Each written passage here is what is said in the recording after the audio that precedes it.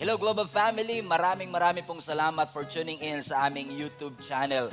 I believe na ang YouTube channel na ito ay nagsisilbing malaking pagpapala po sa inyong buhay as we continue to share the Word of God sa bawat isa sa atin. Right now, we are going to witness a message which I believe is going to transform your life. Naniniwala po kasi ako na ang salita ng Panginoon is not just informational but transformational. So fasten your seatbelt. Ihanda nyo na po ang inyong mga sarili. Kung kayo po ay may mga notebook, may mga ballpen dyan, i-ready nyo na rin po because I believe that this word is going to change your perspective and the way you see the Lord. So right now, we are going to watch this message and I hope that God is going to bless you. So for today's message, ang ating po pag-uusapan ay pinamagatang kong You Heard It Right. You heard it right. Sabi mo nga sa katabi mo, you heard it right. Huwag kang mag-alala, hindi ikaw ang topic today. Ang purpose po ng series natin mga kapatid for the past 3 Sundays is to help each and every one of us avoid making a decision that we will regret for the rest of our lives. Ayaw po natin na makagawa tayo ng isang desisyon na pagsisisihan natin habang buhay, kaya pinagsisikapan po nating magtulong-tulungan na paalalahanan ng isa't isa na kailangan po natin muna bago makapagdesisyon na makinig sa boses ng ating Panginoon. Last Sunday din, pinaalala sa atin that understanding how the Lord speaks is a key to your spiritual development. Napakahalaga pong importanteng susi ng isang tao ay naiintindihan kung paano makinig sa Panginoon para sa kanyang spiritual growth at sa kanyang spiritual maturity. Nais niyo po ba mag-grow spiritually? Nais niyo po bang mag-mature spiritually? Thank God for 3 people that are excited today. Pero kung nais po ninyo mga kapatid na lumago at lumalim sa inyong pananampalataya, understanding how the Lord speaks is an important key para maranasan natin ito. Bakit po? Because the choices that we make is heavily influenced by the voices that we hear. The choices that we make is heavily influenced by the voices that we hear. Sino man ang may hawak ng mikropono, sino man ang dominant voice sa iyong buhay, malamang yun po ang ating susundin. 4 lang naman ang karaniwang boses na naririnig natin. Boses ng Diyos, boses ng kaaway, boses mo, o boses ng mga taong nakapaligid sa iyo. All of these things are competing for your attention. And most of the time, we are struggling to discern which is which.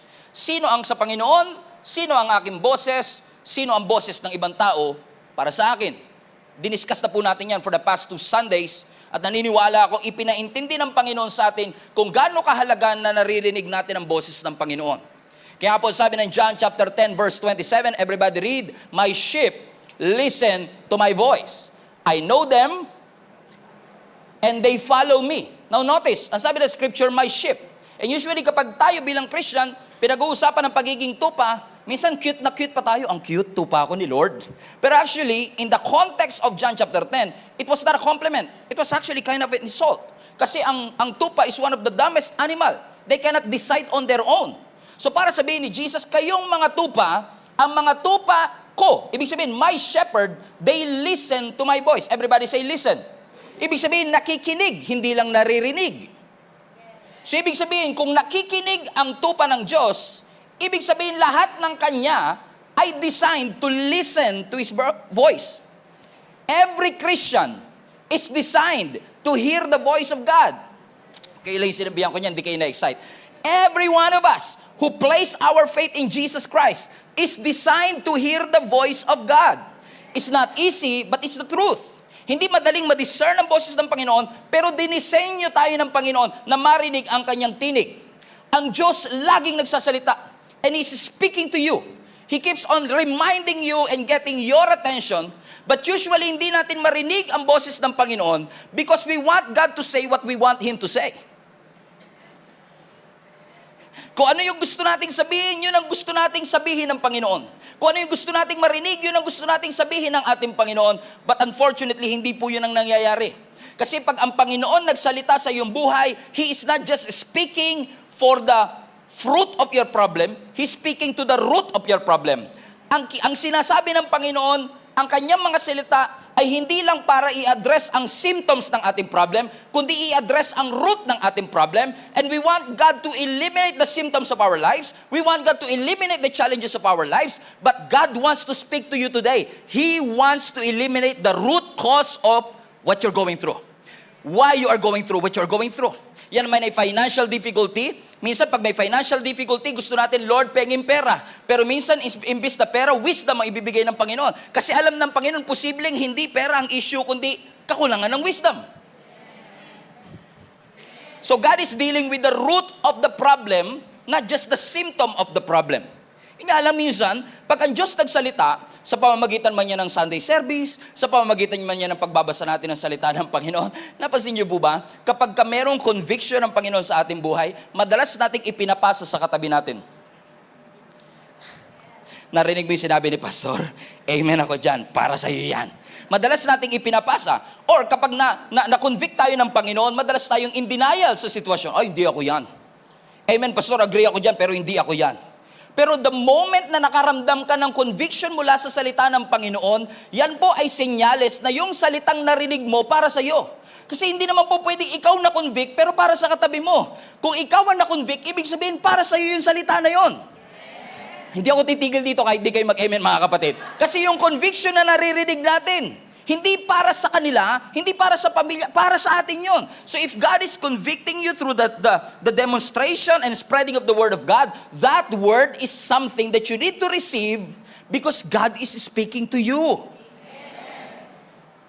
Amen. Agree? He wants to guide you into the right path and guide you to the right direction. Napansin niyo po mga kapatid, high-tech na ho tayo ngayon eh. At napansin ko, habang pa-high-tech ang ating teknolohiya, pahirap nating marinig ang boses ng Panginoon. Naalala niyo po yung mapa dati? Ang mapa dati binabasa lang. Pero ngayon ang mapa naririnig mo na. Amen? Through Google Maps. Through Waze. Ako kung nakaka-relate kayo sa sinasabi ko mga kapatid na kapag yung ikaw ay nag-Google Maps o kaya nag-Waze ka, di ba? Dati binabasa mo lang, tinitignan mo lang, pero ngayon naririnig mo na. In 300 meters, turn left. In 400 meters, make a U-turn. In 500 meters, exit right. Naririnig, you don't have to look at it, you just have to listen to it. Amen? So the advancement of that technology made us not just look at it, but hear it. Maririnig natin. Yung tinig ng taong nag-guide sa atin. At kapag lumagpas tayo, papabalikin tayo. Napansin niyo ba mga kapatid, kahit lumagpas ka, dadaling ka pa rin niya sa same destination. Madedelay ka, pero same destination. Ibig sabihin, kahit sumuway tayo ng sumuway sa boses ng Panginoon, doon ka pa rin niya dadalhin sa kanyang pagtawag. Naalala ko dati, nung tinawag ako ng Panginoon para magpastor, 3 taong kong tinakasan. And then somebody told me, kahit anong takbo mo, doon ka pa rin babagsak kasi doon ka tinawag ng Panginoon. Na-realize ko, ba't ako mag-aaksaya ng panahon na hindi sundin ang tinig? Narinig ko na eh. Sinabi niya, make a U-turn. Sinabi niya, turn right. Pero minsan nahihirapan akong i-distinguish kasi nga meron akong sariling gusto. And the advancement of technology, napansin niyo mga kapatid, is killing our desire to hear God more. Amen. Napansin niyo pag nag-waze tayo, di ba? Pag nag-waze ka, nag-drive ka, you are asking God for direction. Parang nagtatanong ka ng direction. And sometimes kapag nasa highway ka, ilang minuto na, hindi pa rin siya nagsasalita. At kung talagang desidido ka makapunta sa destination mo on time, curious ka. Ba't kaya hindi nagsasalita yung Waze? Ba't kaya hindi nagno-notify ito? Curious ka, you know why? Because you want to get to your destination as fast as you could. If you're really serious about it. Amen? Kasi minsan may nagsabi sa akin, Pastor, di ko marinig ang Panginoon. Parang hindi naman po siya nagsasalita. Lord, magsalita ka nga po. Para ba sa cellphone natin, yung may notification ba? Gusto natin, every time God speaks, magno-notify sa atin. Pero it's possible, mga kapatid, na natanggap mo na yung message, pero ayaw mong basahin. Nag-notify siya, pero natatakot tayong basahin yung sinasabi ng Panginoon kasi madalas yung sagot niya ay hindi natin gusto. Sabi mo sa katabi mo, parang ikaw na topic ngayon. Okay. Bakit? Nandun yung notification, pero wala. Kaya minsan, halimbawa, live stream natin. We're supposed to stream our services 7 minutes before the actual service. At pag mga 5 minutes na lang, wala pa rin notification, marami na mag-message. Pastor, wala pa rin ba tayong live stream? Pastor, wala pa rin ba tayong live stream? Because they want to be notified kung may live stream. And then I found out and I realized kung totoo kang follower, kahit walang notification, pupuntahan mo yun. If you're really serious about listening and tuning into the right channel, kahit na walang notification, pupuntahan mo kung interested ka. If you're really serious about hearing the Word of God, you don't have to wait for the notification. Amen, mga kapatid. Why? Because most of the time, mga kapatid, because of the voice that we hear, the wants and the desires, it's now clouding our judgment and discernment to hear the voice of God. Siguro dahil marami po sa atin, fasten your seatbelt, siguro dahil marami po sa atin, we settle for convenient and selective Christianity. Pansinin nyo, pag nag-post po tayo, for example, ng post na, you are worth it. Sigurado ang dami likes niyan, you are worth it. You are who God says you are. You are stronger than you think you are. You got what it takes. Siguro ang dami talagang likes and comments yan. Because it comforts you. Nagbibigay ng kapanatagan sa iyong puso. And those words are true.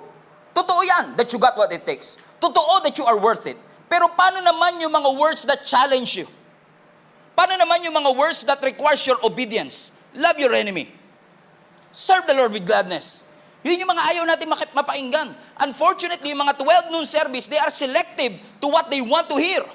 Kasi nga, yung mga 3 p.m. perfect ko kayo, hindi kayo nagkakamali. Pinipili nila yung kanilang gustong marinig. Those are true words, pero marami sa atin naging selective. Naging convenient. Selective, saan ako ministry papasok? Selective, anong oras ako magsaserve today? Selective, anong verse ang aking susundan? Naging selective ang obedience, naging selective ang commitment, but there is a level of intimacy with the Lord na hindi mo ma-achieve kapag naging choosy tayo. Come on, 3 p.m. service. God is speaking to us. Hindi natin ma-achieve yung level of intimacy kung magiging mapili lamang tayo sa sasabihin ng ating Panginoon. If we really are serious about following Jesus Christ, lahat ng messages ni Jesus at lahat ng methods ni Jesus, we are willing to follow and to obey. Kaya lagi ko sinasabi, madali lang naman talagang maging Kristiyano. Kung pipiliin mo lang yung susundin mo, tanggalin mo yung love your enemy, madaling maging Kristiyano. Tanggalin mo yung 7 deadly sin, madaling maging Kristiyano. Pero mas mahirap siya kasi alam natin mga kapatid na may itinuturo po ang Panginoon sa atin. And God is speaking to us today, but the question is this, are we listening? Are you listening? Pastor, nagsasalita ba ang Panginoon sa akin? Di naman ako pastor. Yes. Nadaya tayo ng kaaway na ang pakikinig sa salita ng Panginoon requires special ability. Hindi po. Ang pakikinig, para marinig natin ang boses ng Panginoon, it doesn't require you to have a special ability or a special hotline because they need special people. Hindi po, mga kapatid. Hindi mo kailangan maging theologian para marinig ang boses ng Panginoon. Hindi mo kailangan magkaroon ng master's degree para marinig ang boses ng ating Panginoon. Hindi mo kailangan maging pastor para marinig ang boses ng ating Panginoon. Kasi kung gusto mo talagang lakaran ang kalooban ng ating Panginoon, gusto rin ng Diyos na malaman mo ang kanyang kalooban para malakaran mo ito as soon as possible. He loves you so much. He cares about you. At sa mga panahong hindi natin siya marinig o hindi natin siya susundin, God is so gracious na kakatuking kanya uli para makuha ang iyong atensyon. Sa mga panahon na tayo ay tatakas at iiwas, magsasalita uli ang Panginoon because He cares for you. Ayaw kanya makagawa ng isang desisyon na pagsisisihan mo habang buhay. Kahit na maging matigas ang ating ulo, He will keep on speaking. Kahit na ayaw natin sumunod, He will keep on knocking to us. Kahit hindi tayo maging tama, lagi siyang tatawag. Kahit hindi tayo masunurin, lagi niya tayong hahanapin. Kahit hindi natin siya ma-discern, lagi siya magpapakita sa bawat isa sa atin. Because the real challenge is not really your ability to hear. The real challenge is your ability to follow the voice that you hear. Listen to me. God is speaking. But are you willing to obey Him?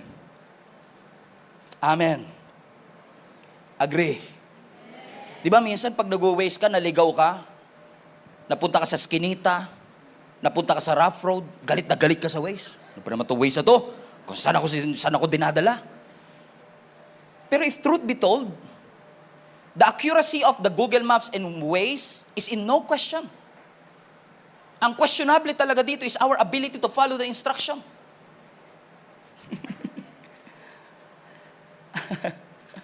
Amen. So it's not really our ability to hear the word. We always hear God speaking.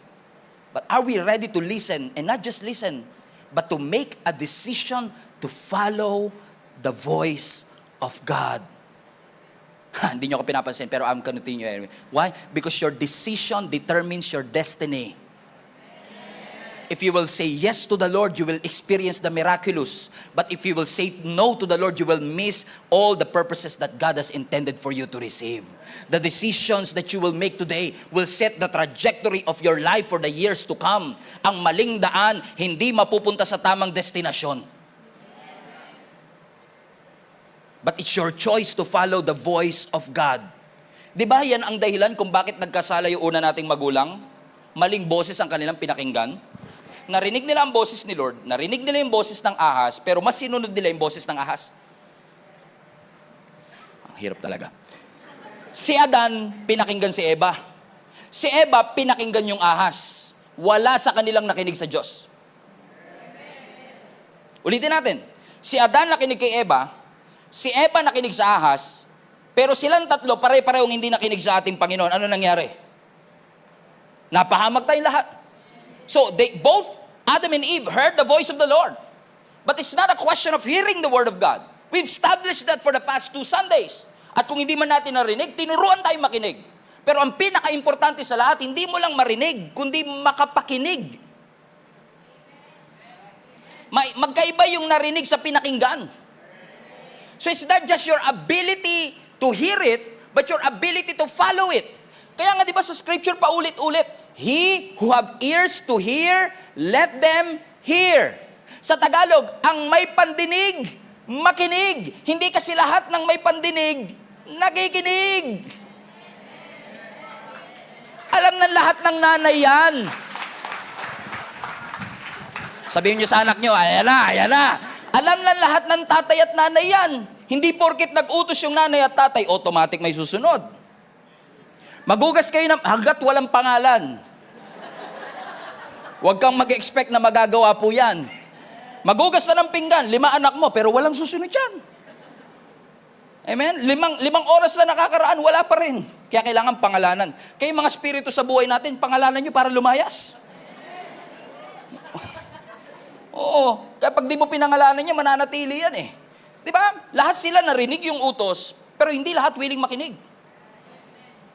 May kilala kayong kinilig, ayaw na makinig? It happens all the time. Kasi yung pakiramdam at feelings, nakakabingi. Ang business, nakakabingi. Ang gustong-gusto, nakakabingi. Sabi ng Lord, bitawan mo na yan. Ayoko, Lord. Di nyo siya naiintindihan. Wala po kaming ginagawang masama. Wala pa. We start making excuses as to why we can follow the Lord. Pag pinipreach, pag binabasa, wow, these are wonderful commandments. These are wonderful words from the Lord. But the moment that it involves us, napansin nyo, lahat ng tao gusto ng pagbabago hanggat hindi sila yung kailangan magbago. Kasi once na tayo na yung kailangan magbago, hindi ako agree dyan. Pero all of them are willing to change. Pag nag-pray sila, baguhin mo yung asawa ko. Baguhin mo yung anak mo. Pero never pinag-pray, baguhin mo ako. Laging sila ang kailangan magbago. Amen? We start making excuses as to why we can't follow the voice of God. As to why we cannot bring our faith to the next level. Naalala ko tuloy si Moses. Si Moses, mga kapatid, sa scripture, sa Old Testament, siya ay Hebrew boy, pinanganak na Hebrew, pero lumaki sa Egypt.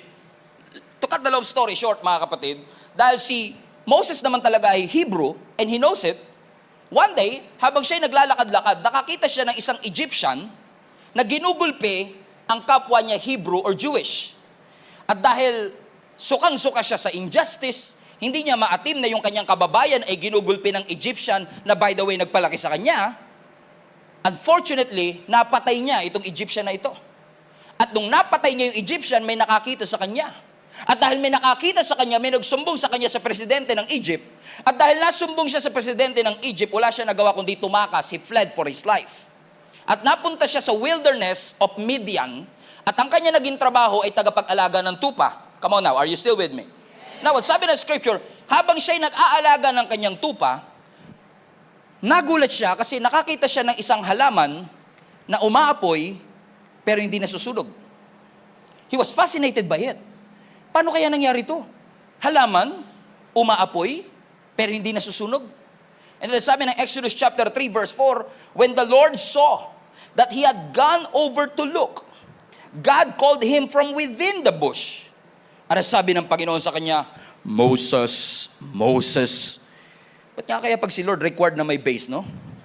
Moses, Moses. And Moses said, here I am. Do not come any closer. Take off your sandals, for the place where you are standing is the holy ground. And then he said, I am the God of your father, the God of Abraham, the God of Isaac, and the God of Jacob. And at this, Moses hid his face because he was afraid to look at God. So I want you to notice something. Nagsalita ang Panginoon, narinig ni Moises.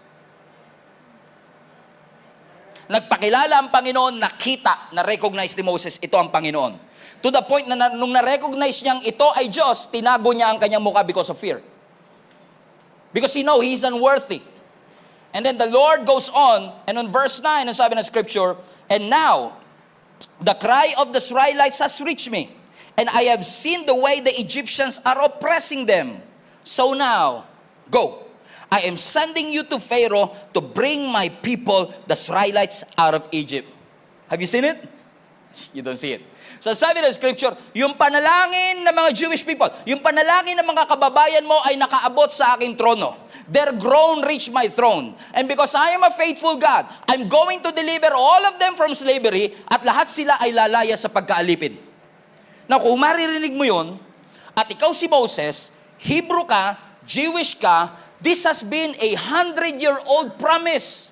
Pinangako ng Panginoon sa kanila na magkakaroon sila ng sariling lupa at sila magiging malaya. At nung sinabi ng Panginoon, finally, the promise has come. Matutuwa ka kaya? Come on now. Matutuwa ka ba? Yes. Amen. Matutuwa ka because yung mga kababayan mo kasama ka na ay magkakaroon ng kalayaan. Finally, hindi na kayo slave. You have to understand, 430 years silang alipin. And finally, sabi ng Panginoon, malaya na kayo. What a great news. Pero look at this, sabi ng scripture, narinig ko ang panalangin ninyo. Pinalaya ko na kayo, kaya ikaw, bumalik ka doon. At ikaw ang gagamitin ko para mag-lead ng nation of Israel palabas ng Egypt. Tingnan niyo ang verse, watch this, fasten your seatbelt, verse 11. But Moses said to God, pag nakarinig kayo ng but, delikado tayo niya. But Moses said to God, who am I that I should go to Pharaoh and bring the Israelites out of Egypt? Have you seen it? Sabi ng Lord, narinig ko ang lahat ng inyong mga panalangin. Ilalabas ko na ang mga Israelites mula sa Egypt papunta ng Promised Land. Sabi ni Moses, yeah! Kaya ikaw. Ikaw ang gagamitin ko para bumalik. Ha? Lord, pag malaya, malaya lang. Huwag niyo na ako damay dyan. Masaya naman ako para sa kanila eh. Pero all of a sudden, sabi ng Panginoon, masaya ka? Ikaw ang gagamitin. Ikaw ang gagamitin ko to lead. Ano ang sabi ni Moses? Lord, who am I? Napansin niyo mga kapatid, alam ni Moises ang kalooban ng Panginoon. Narinig niya ang kalooban ng Panginoon. May problema ba tayo doon? Wala. Ang problema, hindi niya kayang isurrender ang kanyang sarili sa will ng Diyos. Yun ang problema. Ang problema, alam natin ang vision, pero we don't want participation. Lord, ang ganda ng plano mo, pero kayo na lang dyan. Huwag niyo akong damay dyan. Ang ganda ng plano mo para sa mga Israelites, ang ganda na lalaya na sila, finally narinig nila, I love what you're doing, Lord, but I don't think I can do it. Ang ganda ng vision mo para sa simbahan, pero ayoko ng participation, Lord. Pansinin niyo, si Moses, agree siya dun sa promise. Agree siya dun sa vision, but he object his participation. Ayaw niya mag-involve. So it's not the issue of, did you hear the will of God? Did you hear the voice? He heard the voice of God. But unfortunately, narinig niya lang, pero ayaw niya mag-participate. Narinig niya, pero ayaw niya mag-involve. Gusto ko mag-lead, pastor, gusto ko mag-serve sa Panginoon, kaso ang aga ng call time eh. Does it make sense, isn't it? Amen? Bakit mga kapatid? Kasi ang conviction, hindi magiging klaro kung masyado tayong in love sa convenient. Hindi talaga natin mararamdaman ang conviction ng Panginoon kasi lagi lang natin gusto yung convenient. Gusto ko maglingkod sa ating Panginoon kaso masyadong malayo ang church. And I'm always inspired by some of our volunteer na galing pa ng Laguna, gumigising ng 4 a.m. to get here on time on 7 a.m. And they are not just doing it once a week. They are doing it 3 or 4 times a week without even a complaint. Because para sa kanila, hindi ko lang mahal yung vision. I want participation. Pastor, gusto ko rin po maging pastor na katulad mo, pero masyado pong matrabaho mag-prepare ng preaching. Doesn't make sense. Pwede po bang kumopya na lang ako sa internet, kunin ko na lang po yung PowerPoint nyo, pa-USB. Doesn't make sense, isn't it? Gusto ko po magbigay, pastor, kaso ang daming gastos ng Christmas season eh. Ibig ba sabihin, mas matimbang yung pera kesa obedience? Ibig ba sabihin, mas matimbang ang comfort kesa conviction? Come on now. Ang sabi ni Moses, ang ganda eh. Ibig sabihin, yung plano ng Diyos, yung promise ng Lord, diretso. Yung promise ng Panginoon, totoo. Pero ang sabi rin ng Panginoon, if you want that vision to become a reality, you have to participate. You have to make yourself available because the preaching of the gospel will never cease hanggang sa muling pagbabalik ng ating Panginoong Yesus. Hanggat meron pang isang kaluluwa na hindi tumatanggap sa ating Panginoong Yesus, tuloy ang misyon. Tuloy ang paglakad ng simbahan. Amen. In fact, lagi ko sinasabi sa leaders natin, wala pong irreplaceable sa kingdom ni Lord. Lahat po tayo pwedeng papalitan. Lahat po tayo pwedeng huminto. Pero kahit huminto ako, ang gospel of the kingdom hindi hihinto. Ang spreading of the kingdom of God, it will never cease. God will always find somebody that is available to do what He wants him to do. Lahat nakakarinig, karamihan nakakarinig. Pero ang tanong, sino kaya yung mga magsasabing, yes Lord, I want to follow you. Now, this is challenging because for the past 2 Sundays, dinisar ng ating pusong marinig ang Panginoon. Pero ididisar pa rin kaya nating marinig ang boses ng Panginoon kung yung sinasabi niya ay challenging? Kung sinasabi niya is requiring you to get out of your comfort zone? Will you make yourself available? Ang sabi ng 2 Timothy chapter 4 verse 2, preach the word of God. Be prepared whether the time is favorable or not. Patiently correct, rebuke, and encourage your people with good teaching. Watch this. Ano sabi ng scripture? Ipangaral mo ang salita ng Panginoon and be prepared. Everybody say prepared. Now, the Greek word for that word prepared is actually be available. At pag sinabi mong be available, be ready and available to be used. Pag sinabi mong available, dapat ready to use ka anytime. But that availability rather, pero yung availability mangyayari lang kapag nagawa natin na maimbitahan ang presensya ng Panginoon sa ating buhay. Ang availability natin requires us that we make room for God to move. The availability will require us to make room for His purposes to manifest in our lives and for God to inhabit in our hearts. At kapag hindi nanahan ng salita ng Panginoon, walang conviction, hindi natin i-desire to be available. Naalala niyo si Prophet Samuel last Sunday? Kinausap siya, tinawag siya ng Panginoon in the middle of the night. In the middle of the night. Hindi nyo alam, no? Nagpapanggap lang yung tumawa lang iba, di nila gets. Okay? In the middle of the night, tumawag ang ating Panginoon. Hindi sinabi ni Prophet Samuel, Lord, it's too late, sarado na po ang opisina. No. He said, speak, Lord. I am listening. No, ang ating Panginoon ay nagsalita sa pamamagitan ni Angel Gabriel. You remember that? In the first book of the New Testament in Matthew. By the way, from Malachi to Matthew, propetang Chinese si Malachi. So from Malachi to Matthew, it was a 400 years of silence from heaven. Wala silang narinig na boses sa Panginoon for 400 years. And then finally, nagpakita muli ang ating Panginoon, ang ating Panginoon through an angel Gabriel and announced the greatest news of all time. Jesus was about to born. And we celebrate that on Christmas Day. Ang sabi ng Panginoon, Mary, you are blessed and highly favored. Ikaw ay magbubuntis. Tatanganin mo ang Savior of the world at papangalanan mo siyang Yeshua, Jesus, which means Savior. Maaaring takot si Mary. Maaaring may agam-agam kay Mary. Pero I love her response. She said, "Be it unto me, Lord, according to your word." She just made herself available. She just made her womb available for the Lord. Why? Kahit na mahirap ito, kahit na nakakahiya ito, kahit na marami akong pagdadaanan at explaining to do, but the most important thing is I want to follow the Lord. And I'm gonna say yes to Him. I heard His voice and I'm gonna respond with yes. Naalala niyo si Peter? Buong gabi silang nanguhuli ng isda. Wala silang mahuli. Ano sabi ng scripture, habang nagliligpit sila ng kanilang lambat, nakita sila ng ating Panginoon, pinabalik uli sila, at pagbalik nila, nakahuli sila ng napakaraming isda, na halos lumubog yung kanilang bangka. Remember that story?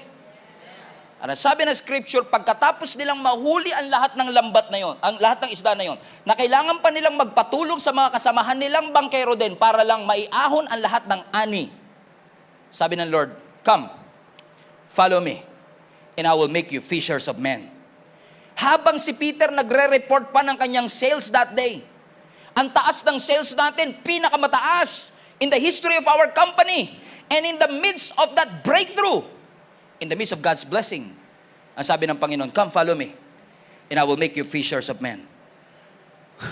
Kung ako yun, Lord, pwede bang bukas na? Ang ganda ng sales namin, baka bukas mas maganda eh. Hindi ko iiwanan yung company. May opportunity for expansion. May opportunity for breakthrough. Wag ngayon. Pero hindi. Ang sabi ng scripture, immediately, Peter left his net and followed Jesus. Bakit? Ask me why. Kasi para kay Peter, mas mahalaga si Jesus kesa sa isda.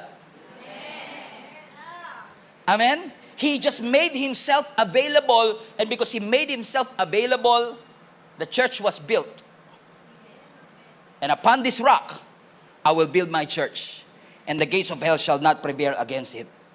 Apostle Paul, a murderer, a blasphemer, pero nung tinawag siya ng ating Panginoon, nag-submit siya sa kalooban ng Panginoon at nag-respond siya sa ating Panginoon. To the point that years later, he said, "Follow me, for I follow Christ." Whew! Ako lang masaya. Ako lang excited. Peter again. Ang sabi ng scripture sa Luke chapter 5, o John chapter 5, Luke chapter 5, ang mga tao ay pressing against Jesus, malapit na siya sa dagat, sa dami ng tao, walang mapwestuhan ng ating Panginoong Yesus.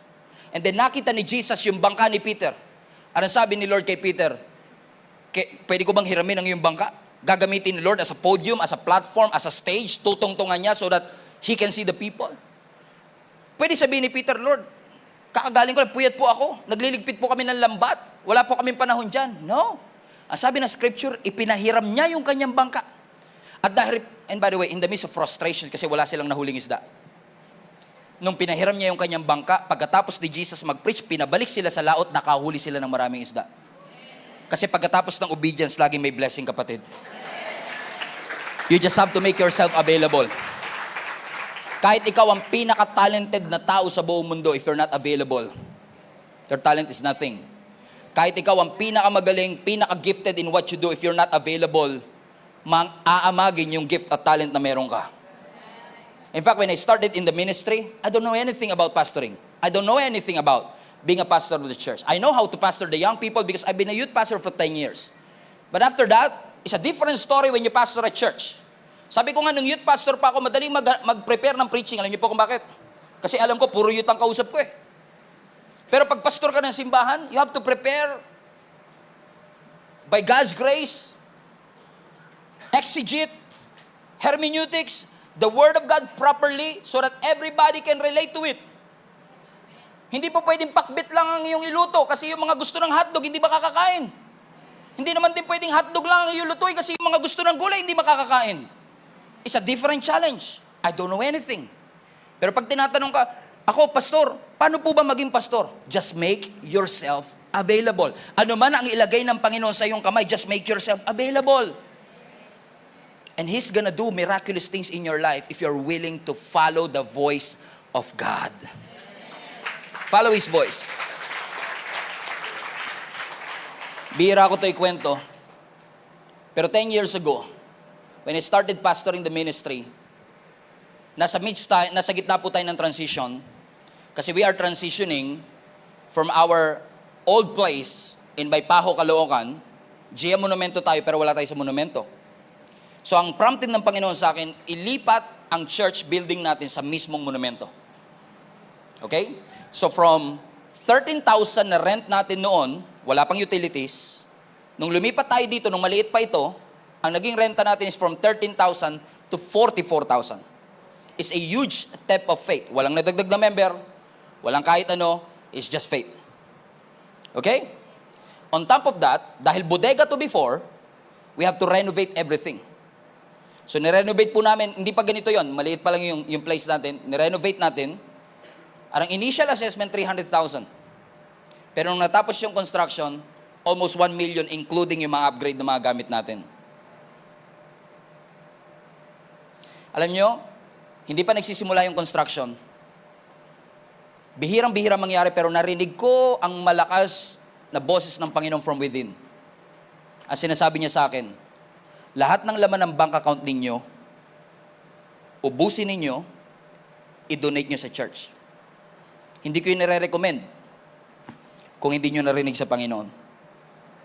Naalala ko nung narinig ko yun, Stephen, Jenny, lahat ng savings ninyo, na pinaghandaan ko bago ako magpastor, kasi alam kong walang future sa pagpapastor, ubusin nyo lahat, i-donate nyo sa church. Alam mo yung mukha ko nun? Screenshot nyo to. Ito yung mukha natin pag may sinabi ang Lord, tas di natin gusto, tas nagmamakaawa tayo, change it. Change it. Yung mukha to, sabi ko, Lord, talaga magdududa ka. Pag hindi mo kasi yung gusto yung instruction, mapagkakamala mo demonyo yung nagsasalita. O talaga sabi ko, Lord, ikaw ba talaga yan? Is this true?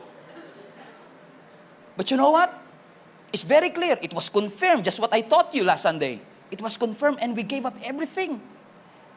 Without any assurance, we just followed. Without any assurance na magbibigay ang Panginoon, without hesitation, I just said yes to the Lord. Sabi ng Lord, walk on the water, come with me. And without hesitation, we just get out of our boats and walk with Jesus. Because the most important thing in obedience is not actually your obedience, but the presence of God. As long as the presence of God is with you, regardless of what comes my way, may law of gravity, may law of buoyancy, but if you have Jesus, you can walk on water. You can do the impossible. God will bring you to places that we've never been. And what I love about our God is that lahat ng dinonate namin nung time na yun, 10 years ago, ibinalik ng Panginoon, sobra-sobra pa after. Why? Because if you follow the Lord, He's true to His word, ibabalik ng ating Panginoon. Kaya lang minsan pag nagsalita ang Panginoon, parang ang hirap bitawan yung pinapabitawan. Sabi ng Lord, bitawan mo na yan, ayaw natin. It is killing your destiny, ayaw natin. Don't hold on to your things too tightly.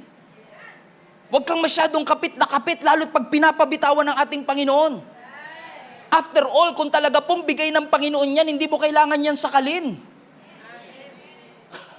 Stop suffocating your blessing. Stop crushing your breakthrough. If God wants you to let it go, let it go. And trust Him. Put your confidence in Him that He's going to provide something. And if God says, idagdag mo to sa iyong buhay, you add it.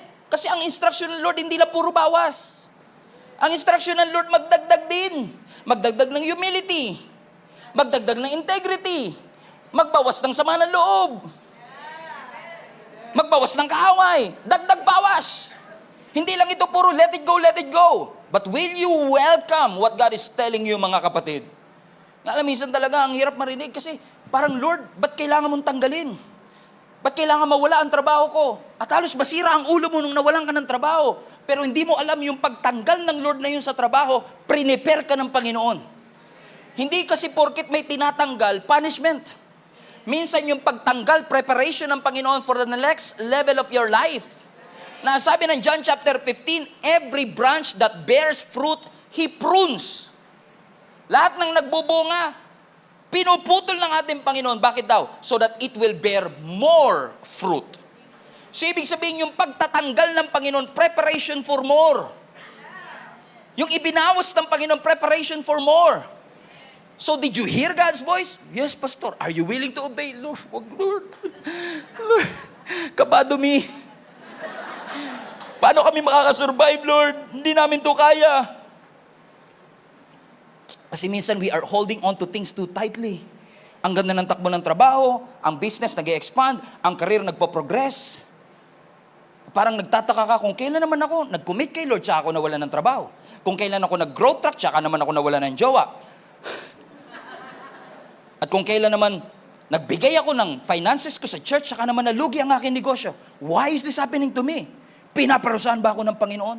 No. It's not a punishment. It's preparation. God is a good God.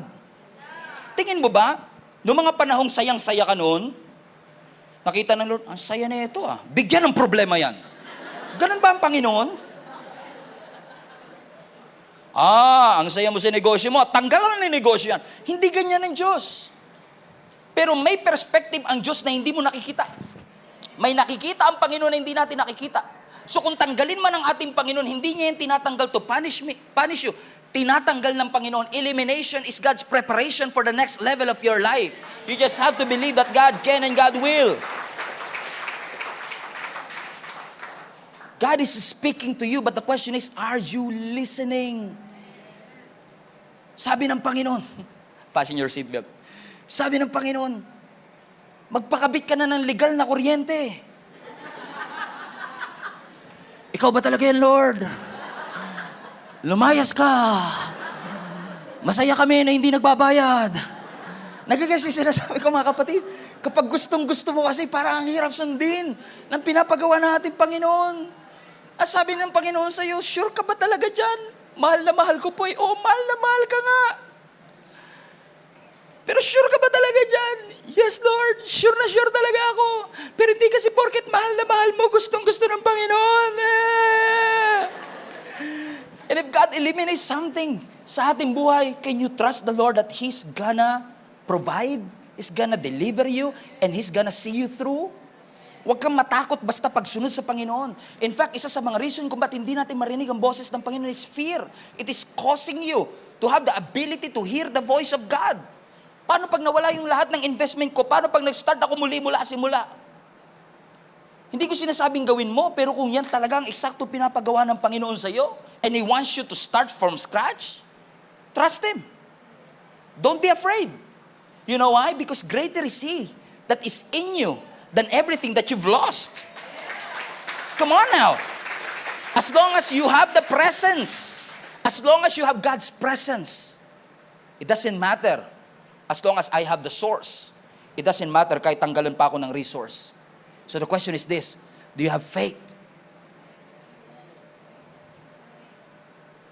Sabi ng Hebrews chapter 11, faith is the substance of things hoped for and the confidence of things not seen. Ano, pagka binabasa ko yan years ago, alam niyo yung, ako lang ba, yung pag nagbasa ka ng Bible, akala mo na intindihan mo na, pero ang totoo, hindi mo pala talaga naintindihan. And as I was rereading the definition of faith, faith is the confidence of the things we hope for. Bigla ako napahinto. Sabi ko, teka lang, I've never seen this before. Kasi sabi ng scripture, faith is the confidence of the things we hope for. Sabi ko, no Lord. Mas may confidence ako with what I have than what I have hope for. Kasi pag sa akin na yun, mas sure. Pag hawak ko na siya, mas may tiwala ako kasi sure na to eh. Pero ang faith, hindi ganun eh. Ang faith, meron kang confidence kahit hindi mo pa nakikita. Because faith is the substance of the very things that you hope for. But will you trust the Lord na anumang bagay na pinapabitawan, pinapapasan, mga bagay na pinapaiwan at pinapalagay ng Lord sa ating puso is something that we really need in order for us to walk in God's purposes in our life? Trust Him. Ang sabi ng Psalms 46 verse 10, be still and know that I am God. Everybody say, be still. Manatili tayo sa Panginoon at makikilala mo ang Diyos. Now, every time this verse is being preached, usually we interpret it like this one. Gusto mo bang marinig ang boses ng Panginoon? Yes, Pastor. Be still. Umupo ka, buksan mo notebook mo, labas ka ng ballpen, lagay mo yung divine stabilo mo. Alam niyo yung stabilo? And wait for Him. Lord, I'm waiting for you. Lord, I'm waiting for you. Hindi mali yun, pero hindi yun ang context ng Psalms 46. Actually, if you read the entire text ng buong chapter ng Psalms 46, this chapter is all about war and chaos. Nasa gitna ng gera ang nation of Israel habang sinusulat ito ng psalmist. At sabi ng Panginoon sa kanila, in essence mga kapatid, be still. That's interesting to me kasi majority ng mga psalms, kapag sinulat laging third person. Actually, itong Psalms 46 verse 10, pag binasa mo sa chapter 1, Psalms 46 verse 1, everybody. Hindi, 46 verse 1, 10 yun eh. Ano yung verse 1? God is our refuge and our strength, the very present help in times of trouble. Napapansin niyo yung psalmist is writing in a third person. God is my refuge and our strength. But all of a sudden in verse 10, biglang si Lord na mismo nagsalita, be still and know that I am. So hindi na He is, I am.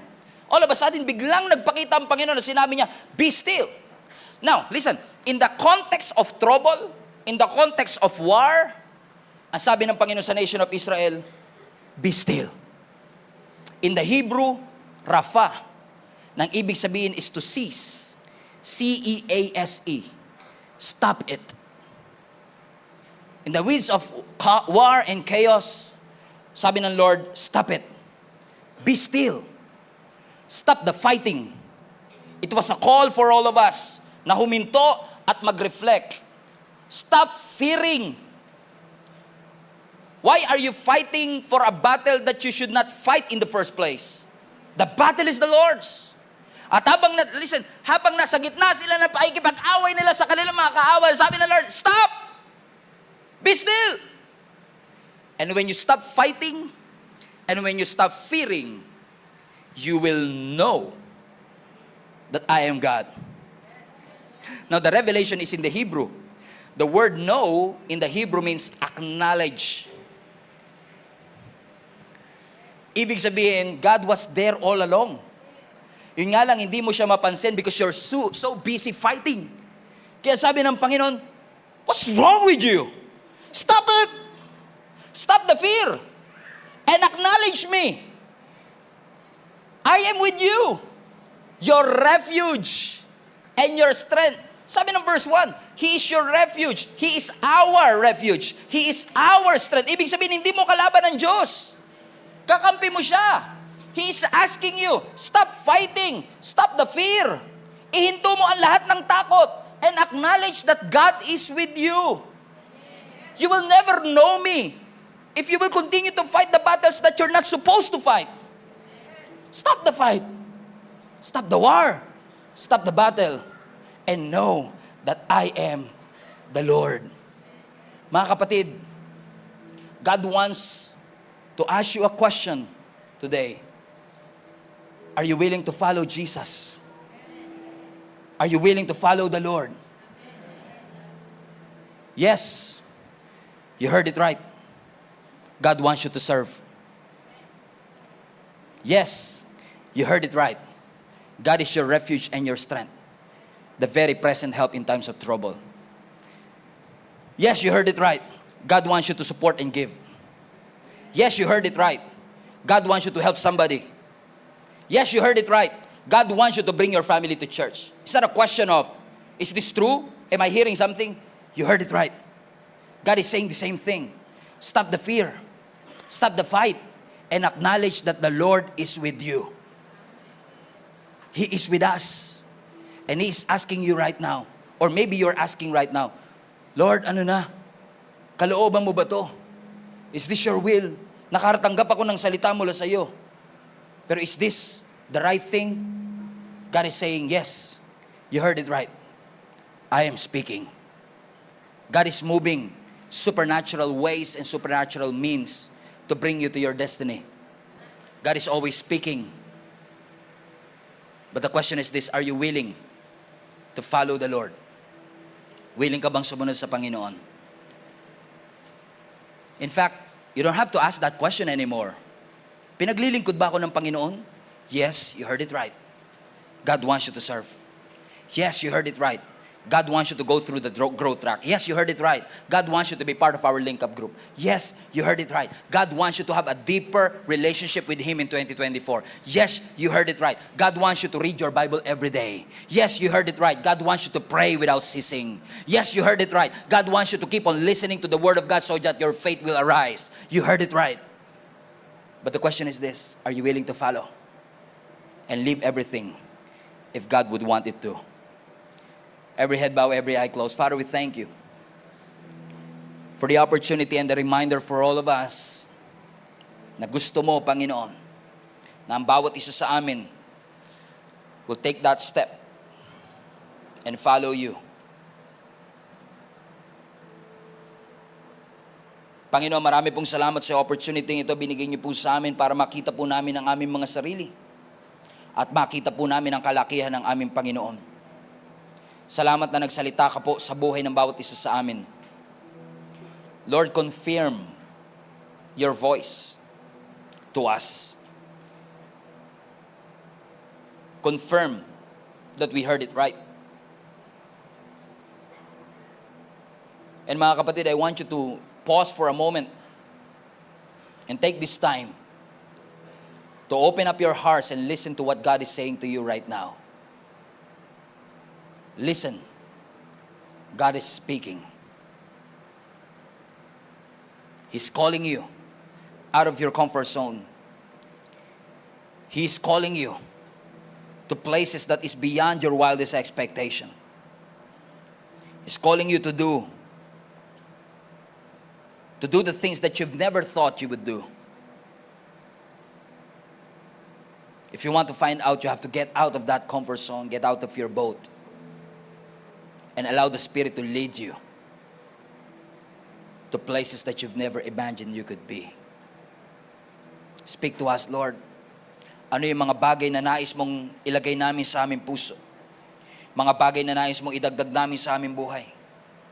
But at the same time, ano yung mga bagay na pinapatanggal mo at pinapa-eliminate mo so that we can walk freely in all that you have created us to be? We honor you. We thank you, Jesus. Purihin ka, O Diyos, sa iyong kabutihan. Luwalhatiin ka, O Diyos, sa iyong kabanalan. Ang lahat ng papuri, ibinabalik namin sa makapangyarihang Diyos na buhay. Amen. Palapakan natin ang ating Panginoon.